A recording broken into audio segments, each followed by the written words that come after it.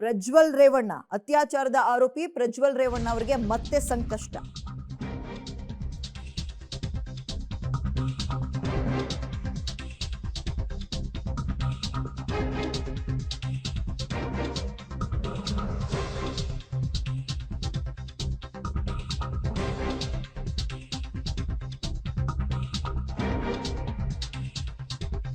ಪ್ರಜ್ವಲ್ ರೇವಣ್ಣ ವಿರುದ್ಧ ಮತ್ತೊಂದು FIR. Bengaluru cyber crime police ಠಾಣೆಯಲ್ಲಿ ಎಫ್ಐಆರ್ ದಾಖಲಾಗಿದ್ದು ಲೈಂಗಿಕ ದೌರ್ಜನ್ಯ ಆರೋಪದ ಅಡಿಯಲ್ಲಿ ಪ್ರಕರಣ ದಾಖಲಾಗಿದೆ.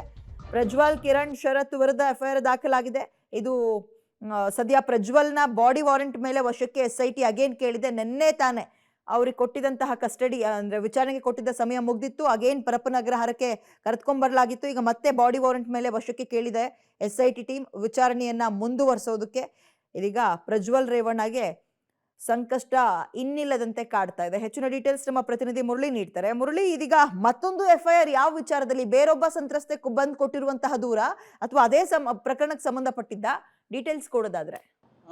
ವಿದ್ಯೆ ಏನಂದ್ರೆ ಲೈಂಗಿಕ ದೌರ್ಜನ್ಯ ನಡೆದಿದೆ, ಜೊತೆಗೆ ಮಹಿಳೆಯರ ಖಾಸಗಿ ಅಂಗಾಂಗಗಳನ್ನ ಸೆರೆ ಹಿಡಿದಿರುವಂಥದ್ದು ಮತ್ತು ಅದನ್ನ ಬಹಿರಂಗ ಪಡಿಸಿರುವಂಥದ್ದು ಅಂತೇಳಿ ಒಂದು ಆರೋಪವನ್ನ ಈಗ ಮಾಡಿರುವಂಥದ್ದು. ಆ ಹಿನ್ನೆಲೆಯಲ್ಲಿ ಅವರನ್ನ ಬಾಡಿ ವಾರೆಂಟ್ ಮೇಲೆ ಅರ್ಜಿಯನ್ನ ಕೇಳ್ತಾ ಇದ್ದಾರೆ. ಯಾಕೆಂದ್ರೆ ಲೈಂಗಿಕ ದೌರ್ಜನ್ಯ ಅಂದ್ರೆ ಆಕೆಯನ್ನ ಏನು ದೇಹವನ್ನ ಸ್ಪರ್ಶಿಸಿಯೇ ಲೈಂಗಿಕ ದೌರ್ಜನ್ಯ ಮಾಡಬೇಕಾಗಿಲ್ಲ. ಅವರ ಆಕೆಯ ದೇಹದ ಕೆಲವೊಂದು ಖಾಸಗಿ ಅಂಗಾಂಗಗಳನ್ನ ವಿಡಿಯೋ ತುಣುಕುಗಳನ್ನ ಮಾಡಿಕೊಂಡು ಅದನ್ನ ಬಹಿರಂಗ ಪಡಿಸುವಂಥದ್ದು ಕೂಡ ಇದು ಲೈಂಗಿಕ ದೌರ್ಜನ್ಯ ಆಗುವಂಥದ್ದು. ಅದು ಐಟಿ ಆಕ್ಟ್ 66E ಅಡಿಯಲ್ಲಿ ಬರುತ್ತೆ. ಜೊತೆಗೆ 354A ಮತ್ತು ಬಿ ಮತ್ತು ಡಿ ಮೂರ ಅಡಿಯಲ್ಲಿ ಈಗ ಪ್ರಕರಣವನ್ನು ದಾಖಲು ಮಾಡ್ಕೊಂಡಿದ್ದಾರೆ. ಮೂರ ಅಡಿಯಲ್ಲಿ ಪ್ರಕರಣ ದಾಖಲು ಮಾಡಿಕೊಂಡು 7 ದಿನಗಳ ಕಾಲ ಬಾಡಿ ವಾರೆಂಟ್ಗೆ ಬೇಕು ಅಂದ್ರೆ ಅವರು ಪೊಲೀಸ್ ಕಸ್ಟಡಿಗೆ ಬೇಕು, ಸ್ಥಳ ಮಾಜರನ್ನ ಮಾಡಬೇಕು. ಯಾಕಂದ್ರೆ ವಿಡಿಯೋವನ್ನ ಚಿತ್ರೀಕರಣ ಮಾಡಿದಂತ ಜಾಗಗಳೇನಿತ್ತು, ಹಾಸನದ MP ಕ್ವಾರ್ಟರ್ಸ್ ಇರ್ಬೋದು, ಜೊತೆಗೆ ಹೊಳೆನರಸೀಪುರದ ಮನೆ ಇರ್ಬೋದು, ಇಲ್ಲೆಲ್ಲ ಕೂಡ ಈ ವಿಡಿಯೋ ತುಣುಕುಗಳನ್ನ ಅವರು ತಮ್ಮ ಮೊಬೈಲ್ ಇಂದ ರೆಕಾರ್ಡ್ ಅನ್ನ ಮಾಡ್ಕೊಂಡಿದ್ದಾರೆ. ಆ ಹಿನ್ನೆಲೆಯಲ್ಲಿ ಅವರನ್ನ ಪೊಲೀಸ್ ಕಸ್ಟಡಿಗೆ ಬೇಕು ಅಂತ ಹೇಳಿ ಈಗ SPP ಜಗದೀಶ್ ಅವರು ವಾದವನ್ನ ಮಂಡನೆಯನ್ನ ಮಾಡ್ತಾ ಇರುವಂತದ್ದು. ಇದಕ್ಕೆ ಆಕ್ಷೇಪನೂ ಕೂಡ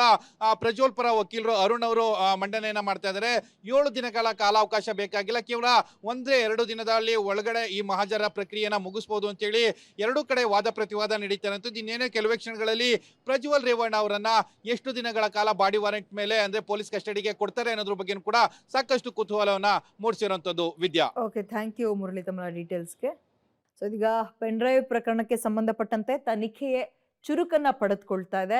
ಇದರ ನಡುವೆ ಮತ್ತೊಂದು ಅಪ್ಡೇಟ್ ಏನಪ್ಪಾ ಅಂತ ಹೇಳಿದ್ರೆ, ಹಂಚಿಕೆ ಆರೋಪದಲ್ಲಿ ಪ್ರಜ್ವಲ್ ಒಂದ್ ಕಡೆ ತನಿಖೆಯನ್ನು ಎದುರಿಸ್ತಾ ಇದ್ರೆ, ಪ್ರೀತಮ್ ಗೌಡ್ರ ವಿಚಾರದಲ್ಲಿ ಎಫ್ಐಆರ್ ದಾಖಲಾಗಿದೆ.